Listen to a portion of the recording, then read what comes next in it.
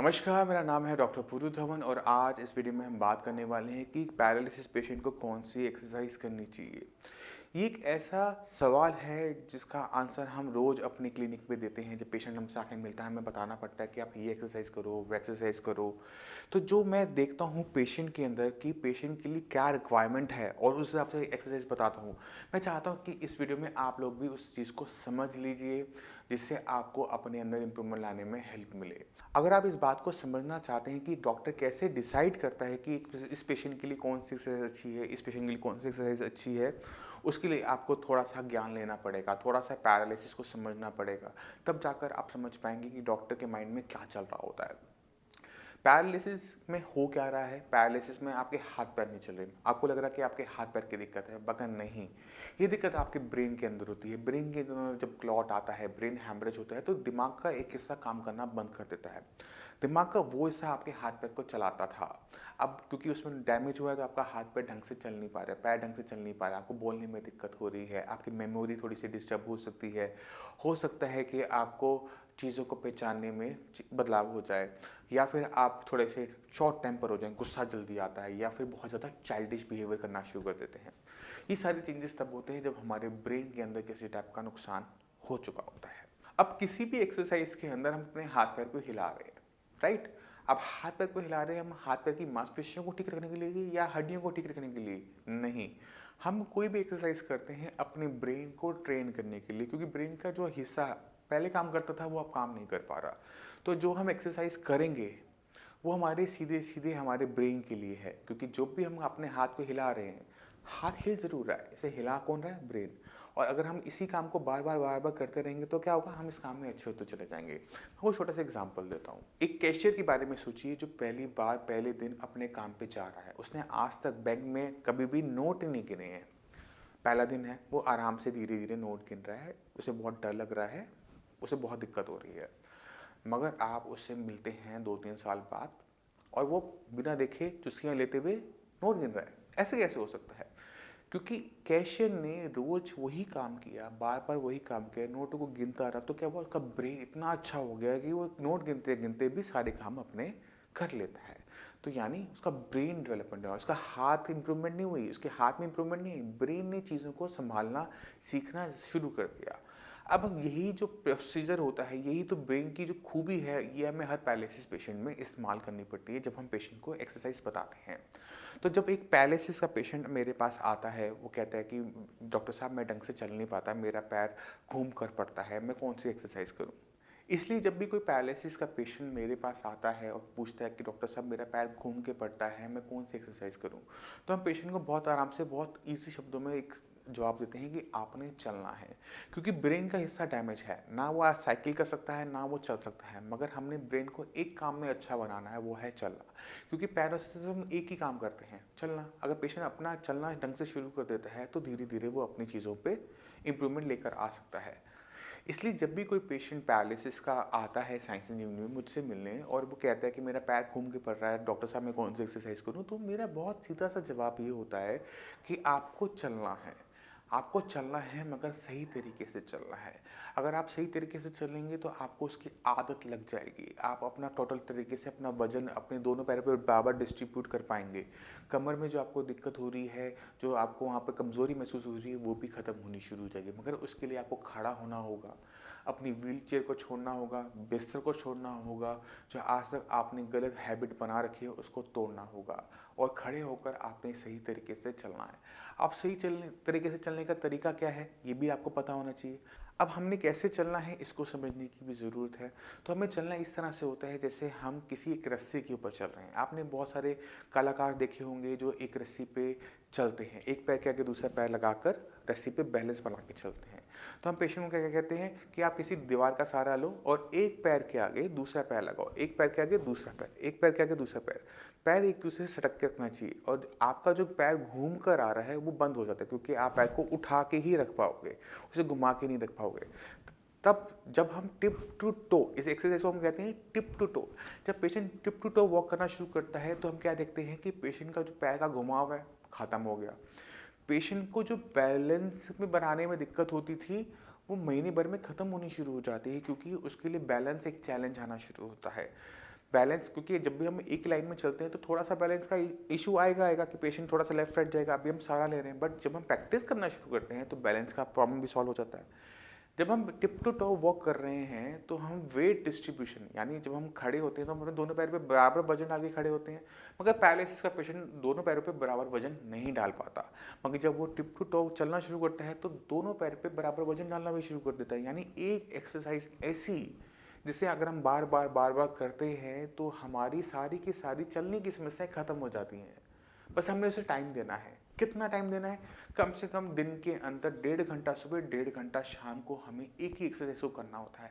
आप घर में कोई दीवार हो, रेलिंग हो, उसको पकड़ो और tip to toe walk start करो। जितनी टिप टू टो वॉक करोगे उतनी तेजी से आपकी इम्प्रूवमेंट होगी, आपका बैलेंस बनेगा, आपको जो पैर घूम रहा है वो बंद होगा और आपको अपने अंदर चेंजेस नज़र आएंगे।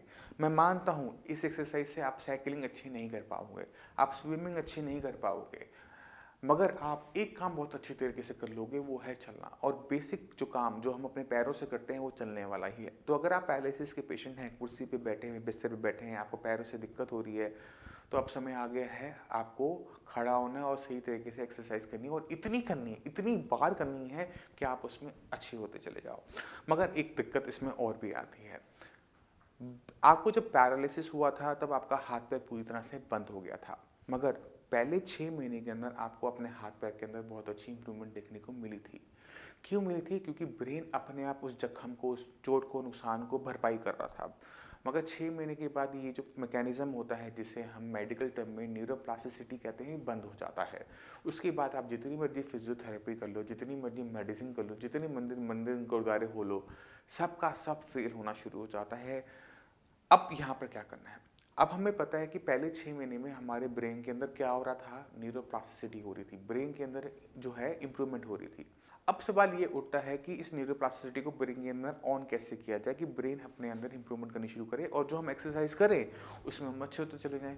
तो न्यूरोप्लास्टिसिटी को ऑन करने के लिए हमें थोड़ा सा मेडिसिन का सहारा लेना पड़ता है। इसमें डाइट भी बहुत अच्छा रोल प्ले करती है। आप क्या खा रहे हैं, क्या नहीं खा रहे हैं, उसका सीधा सीधा असर आपके ब्रेन पे पड़ता है, क्योंकि ब्रेन जो है उसे कुछ चीज़ें चाहिए होती हैं अपने अंदर सुधार लाने के लिए। जैसे अगर आप गर्मी का मौसम है, थोड़ा सा ग्लूकोज पीते हो तो अच्छा लगता है ना, वैसे ब्रेन को कुछ चीज़ें बहुत पसंद आती हैं। उसमें कुछ विटामिन हैं, मिनरल्स हैं, उसका बॉडी में होना ज़रूरी है, और साथ में सही मेडिसिन का होना ज़रूरी है। अब बात कर लेते हैं कि हमें किस टाइप का खाना खाना होता है। अब अपने ब्रेन को, अपनी पूरी बॉडी को समझने की कोशिश करो कि बॉडी में हर एक चीज़, चाहे वो आपके नेल्स हों, आपके बाल हों, आपकी आँखें हों, हर चीज़ एक पर्टिकुलर चीज़ की बनी हुई है, वो है प्रोटीन। तो एक पैरालिसिस पेशेंट के अंदर प्रोटीन की मात्रा को बढ़ा दिया जाता है। वो प्रोटीन दाल की फॉर्म में हो सकता है, मशरूम की फॉर्म में हो सकता है, दूध की फॉर्म में हो सकता है, वो चिकन, फिश, मटन की फॉर्म में हो सकता है। तो जितना प्रोटीन आप इंटेक करेंगे उतनी बॉडी के पास प्रोटीन होगा कुछ चीज़ बनाने के लिए। क्या बनाना है? ब्रेन बनाना है। मगर सिर्फ प्रोटीन से नहीं बनेगा, उसके साथ उसको चाहिए विटामिन एंड मिनरल्स। अब विटामिन मिनरल्स का जो है कौन सा दें कौन सा ना दें, बहुत कन्फ्यूजन होती है। कोई भी कैप्सूल खाते हैं तो इसमें ये है, ये नहीं है, ये है तो ये नहीं है, तो बड़ी दिक्कत होती है। तो जितने भी पैरालिसिस के पेशेंट हैं, मैं उनको पर्सनली एडवाइस करता हूँ कि अगर आप नॉन वेज डाइट ले सकते हो तो शुरू करो। और नॉन वेज के अंदर भी सब कुछ नहीं खाना होता, सिर्फ हमने जो खाना होता है वो होती है फ़िश। जितनी फ़िश का इंटेक आप करोगे उतना ही आपकी बॉडी में तेज़ी से इंप्रूवमेंट आएगा। क्यों?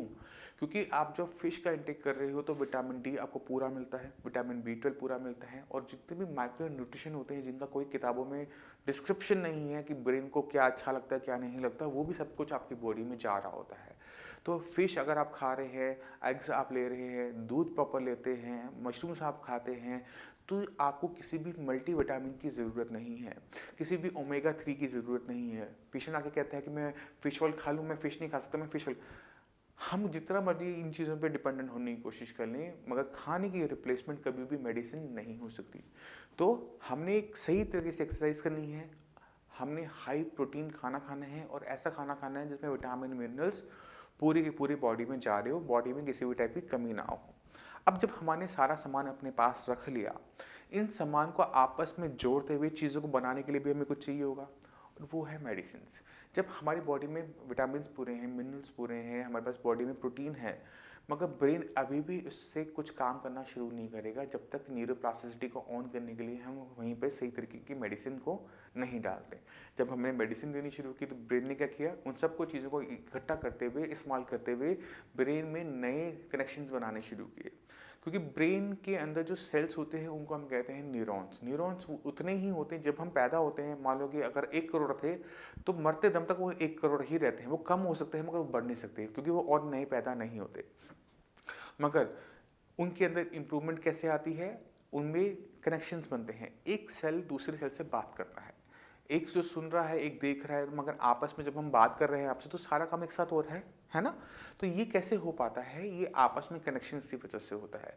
तो ब्रेन जितना कॉम्प्लेक्स होता चला जाता है हम उतने ही अच्छे होते चले जाते हैं, उतना ही हम जो डीप अंडरस्टैंडिंग कर पाते हैं, लॉजिक लेकर आ पाते हैं, मेमोरी हमारी उतनी अच्छी डेवलप हो जाती है। तो ये जो न्यूरोप्लास्टिसिटी का मैकेनिज्म है ये हमारे ब्रेन को डेवलप करता है। ये जब डेवलप होना शुरू होगा तो वो जो काम हम नहीं कर पा रहे थे उसको स्टार्ट करता है। मगर हमें उसे रिक्वायरमेंट बतानी है। क्या बतानी है? रिक्वायरमेंट। कि अगर हम उसको रिक्वायरमेंट नहीं बताएंगे कि हमें ये काम करने में दिक्कत है, उसको ठीक नहीं कर पाता। जैसे मैंने अभी अभी आपको एग्जांपल दिया नोट गिनने का, तो जब कैशियर उसे ढंग से नहीं गिन पा रहा तो वो अपने ब्रेन को सिग्नल भेज रहा है कि आपको नोट गिनने में गलती हो रही है, आपको दिक्कत महसूस हो रही है। तो धीरे धीरे वो इसमें इम्प्रोवाइज होना शुरू हो जाता है। तो हमने ब्रेन को रिक्वायरमेंट क्या बतानी कि मुझे चलना है। कैसे चलना है? मुझे ऐसे चलना है। तो ब्रेन क्या करेगा, उसमें काम करना शुरू करेगा। तो जैसे जैसे जो दिखते हैं आपको चलने में महसूस होनी शुरू होती है वो खत्म होनी शुरू होती है। तो हमने एक एक्सरसाइज जिससे हमारा बैलेंसिंग, जिससे हमारा जो गेट, जिसे चाल हम कहते हैं आम भाषा में, वो ठीक होनी शुरू हो जाती है। जो वेट डिस्ट्रीब्यूशन है वो ठीक होना शुरू हो जाता है। तो हम एक एक्सरसाइज उसको इतना करेंगे कि हमारे ब्रेन के अंदर जो जो न्यूरोप्लास्टिसिटी हो रही है वो उस चीज़ को करना सीख ले। और जितनी ही न्यूरोप्लास्टिसिटी आगे बढ़ेगी उतना ही हम पहले से बेटर चल पाएंगे, हमें उतनी कम से कम दिक्कत होगी, हमें किसी टाइप का सहारा नहीं लेना पड़ेगा। इसी तरह से हम काम करते हैं आपकी फिंगर्स के ऊपर, आपके आर्म के ऊपर, आपके एल्बो के ऊपर। तो शोल्डर की आप मूवमेंट देखोगे तो ये क्या है, ये शोल्डर की मैक्सिमम मूवमेंट है। तो हम क्या करेंगे, अगर हमें शोल्डर की एक्सरसाइज करनी है तो ये मैक्सिमम एक्सरसाइज हम यही करेंगे और कोई दूसरी एक्सरसाइज नहीं करेंगे। अब ये करना इतना आसान तो होता नहीं, तो हम किसी दीवार का सहारा लेते हैं। दीवार का सहारा लिया और हाथ को घुमाया, इसका हम यूज़ कर सकते हैं। जिन लोगों को ये एक्सरसाइज करने में दिक्कत होती है वो एक शोल्डर व्हील नाम का एक एपरेटस आता है जिसके अंदर उसको पकड़ के हैंडल को रोटेट करना होता है, जिसकी फ़ोटो आपकी स्क्रीन पर है। इसका यूज़ करते हुए हम एक्सरसाइज कर सकते हैं। अपनी शोल्डर की जो मैक्सिमम 360 डिग्री की जो मूवमेंट है वो लाई जा सकती है। अब हम बात करते हैं एल्बो की। एल्बो को देखो, ये यहाँ बस यहाँ तक, ये यहाँ तक, इससे ज़्यादा कुछ करता है? कुछ नहीं कर सकता ना। आप इसे पीछे तो ले जा नहीं सकते, बस यही मूवमेंट है। तो हम क्या करेंगे, हम इसे बॉडी के साथ चिपका के रखेंगे, इस हाथ को यहाँ रखेंगे, क्योंकि अगर हम इस हाथ को यहाँ नहीं रखेंगे ये हाथ ऐसे चला जाएगा। इसको हाथ कैसे पकड़ा और हमने ये एक्सरसाइज की। इसमें सिर्फ हमारी एल्बो मूव कर रही है और हम देख रहे हैं कि हम इसमें अच्छे होते चले जा रहे हैं। अब आते हैं अपने फिंगर्स के ऊपर। फिंगर की एक दो मूवमेंट है, उंगलियां बंद करना, उंगलियां खोलना, उंगलियां बंद करना, उंगलियां खोलना। एक पैरालिसिस पेशेंट के अंदर उंगलियां बंद तो हो जाती हैं मगर खुल नहीं पाती। तो हम क्या करेंगे, पहले अपने हाथ के अंदर बंद करने की ताकत लेकर आएंगे। तो हम स्माइली बॉल होती है उसको हम पंच करेंगे दिन में कई बार, जो आपकी अब स्क्रीन पर आ रही है। इसको हम दिन में कई बार इसको दबाएंगे। कितनी बार दबाएंगे, अभी ये 2-4 मिनट से काम नहीं बनने वाला, कम से कम दिन के अंदर आधा घंटा आपको इस चीज़ को देना पड़ेगा। इस बॉल से आप उंगलियों के अंदर बंद करने की ताकत तो लेकर आ पाओगे मगर इसे बाहर खोलने की ताकत लेकर नहीं आ पाओगे। और उंगलियों को खोलने में बहुत ज़्यादा हमें मेहनत करनी पड़ती है। क्यों करनी पड़ती है? क्योंकि अगर आपके पास ताकत है बंद करने की, खोलने की नहीं है, तो आप किसी चीज़ को छोड़ नहीं पाते। हमारे पास बहुत सारे इक्विपमेंट हैं, चाहे वो स्प्रिंग हो, वेबर हो, चाहे वो स्माइली बॉल हो। ये हमारी उंगलियों को बंद करने की तो ताकत देती है बट खोलने के लिए हमें कुछ नहीं देती है। तो आपने इसके लिए अपने ब्रेन को यूज़ करना होता है। आप क्या करेंगे, आप अपने टेबल पे बैठ जाएंगे और अपने फिंगर्स को बाहर फेंकने की कोशिश करेंगे। ये नहीं हो पाएगा, मुझे पता है, और अगले कुछ महीनों तक ये बिल्कुल नहीं हो पाएगा, मुझे ये भी पता है। और आप इसे थक जाएंगे, इसे छोड़ देंगे, मुझे ये भी पता है। मगर जो पेशेंट जो मुझ पे विश्वास रखता है वो इस चीज़ को करेगा। वो टेबल पे बैठेगा और जोर अंदर की तरफ ना लगाते हुए वो बाहर की तरफ लगाएगा। जोर लगाना है मगर बाहर की तरफ लगाना है, मतलब उंगलियों को बाहर की तरफ फेंकना है। ये आसान काम नहीं है। ये जितना सुनने में, देखने में लग रहा है, आप इस वीडियो को यहीं पे पॉज करो और करके देखो, आपसे नहीं हो पाएगा। मैं भी जानता हूँ, आप भी जानते हो ये नहीं हो पाएगा, मगर जिस चीज़ में हम फेल हो रहे होते हैं उसी चीज़ को हम बार बार करते रहते हैं। मान लो कि आपका बच्चा है, वो मैथ्स में फेल हो रहा है, तो उसे मैथ्स ही पढ़ना पड़ेगा ना, उसे इंग्लिश में पढ़ा के मैथ्स में फेल तो पास नहीं करवा पाओगे ना। इसी तरह से अगर हम उंगलियां खोले में फेल हो रहे हैं तो हम उंगलियां ही खोलेंगे और तब तक खोलते रहेंगे जब तक ये उंगलियां चालू होनी शुरू नहीं हो जाती, क्योंकि हमारे पास बंद करने के तो तमाम इक्विपमेंट हैं, स्माइली बॉल, स्प्रिंग, वेबर, जैसे मैंने आपको बोला, मगर खोलने के लिए हमारे पास एक ही ताकत है, वो अपनी विल पावर, अपनी सोच की मैंने ठीक होना है। जब तक कि आपके पास सोच नहीं होगी, आप किसी भी कीमत में अपनी उंगलियों को खोलना शुरू नहीं कर पाओगे। अब अगर आपका शोल्डर चलता है, एल्बो चलती है, फिंगर भी चलती है, इसके बाद सबसे बड़ी दिक्कत आती है इनके बीच में कोऑर्डिनेशन की, क्योंकि जब हम चलते हैं तो ये कोऑर्डिनेशन आपके हिप जॉइंट के अंदर, आपके एल्बो जॉइंट के अंदर, आपके एंकल जॉइंट के अंदर ऑटोमेटिक तरीके से आनी शुरू होती है, मगर हाथ के साथ ऐसा नहीं होता। अगर हम अपने हाथ में इंप्रूवमेंट लेकर आना चाहते हैं तो हमें इनके बीच में, यानी इन सबको एक साथ इस्तेमाल करने में कैसे हम ला सकते हैं, इनके बीच में कोऑर्डिनेशन, यानी इनके बीच में जो हम कह सकते हैं कि ये तीनों जॉइंट्स, शोल्डर, एल्बो, फिंगर्स एक साथ मिलकर कैसे काम कर सकते हैं, इसको काम करने के लिए हमें काम करना पड़ता है।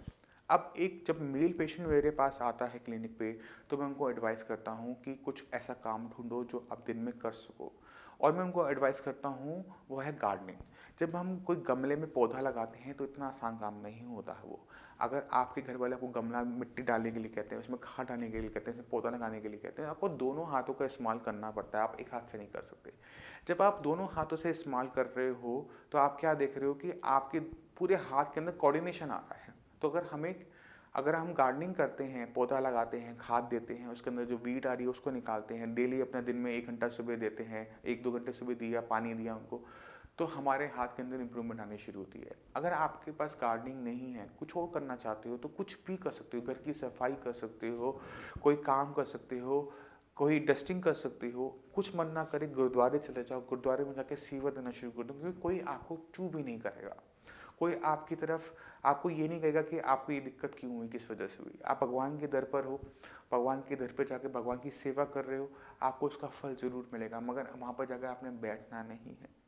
आप गुरुद्वारे में पोछा लगाओ, झाड़ू लगाओ, बर्तन सेवा दो, आप वहाँ पे जो सेवा कर सकते हो वहाँ सेवा करो, आपको उसका फल ज़रूर मिलेगा, क्योंकि हमने अपने ब्रेन को सिखाना है पूरे हाथ को एक साथ इस्तेमाल करना। तो पूरी कहानी का जो सार ये है कि हमने वो काम करना होता है जो हमने ठीक होने के बाद करना है।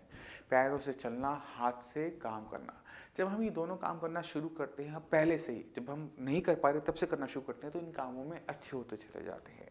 अगर आप लेट के बैठ के एक्सरसाइज कर रहे हो और कई महीनों से करवा रहे हो, आपको इम्प्रूवमेंट नहीं आ रही, तो आज आपको पता है कि आपके अंदर इम्प्रूवमेंट क्यों नहीं आ रही। तो अगर आप बहुत लंबे टाइम से बैठ के लेट के एक्सरसाइज करवा रहे हो और आपको इम्प्रूवमेंट नहीं आ रही, तो आपको पता है कि आप क्या गलतियाँ कर रहे हो। आप ब्रेन को वो चीज़ नहीं दे पा रहे जो ब्रेन के लिए ज़रूरी है। तो मैं उम्मीद करता हूँ इस वीडियो से आप अपने पैरालिसिस बीमारी को और गहराई से समझ गए होंगे, और उससे उभरने का, उससे निकलने का तरीका भी आप समझ गए होंगे। तो अगर आप मेरे पे थोड़ा सा विश्वास दिखाते हो, थोड़ा सा आप अपना मेहनत करते हो, थोड़ी सी अपनी जो आलस है उसे छोड़ते हो, तो मैं आपको ठीक कर सकता हूँ। आपको बस देना है मेरा सहयोग, आप उसको करेंगे, आपको 100% उसमें बेनिफिट मिलेगा। मैं उम्मीद करता हूँ इस वीडियो के साथ आप अपने अंदर दोबारा से जोश लेकर आएंगे, और दोबारा से जो आज तक आपको लगता है कि आप ठीक नहीं हो सकते, उसमें हम मेहनत करते हुए अपने आप को ठीक करेंगे। अब इसी के साथ आपसे बेसिक में चलने की आगे चाहूँगा। मिलता हूँ अगली वीडियो में, तब तक के लिए धन्यवाद।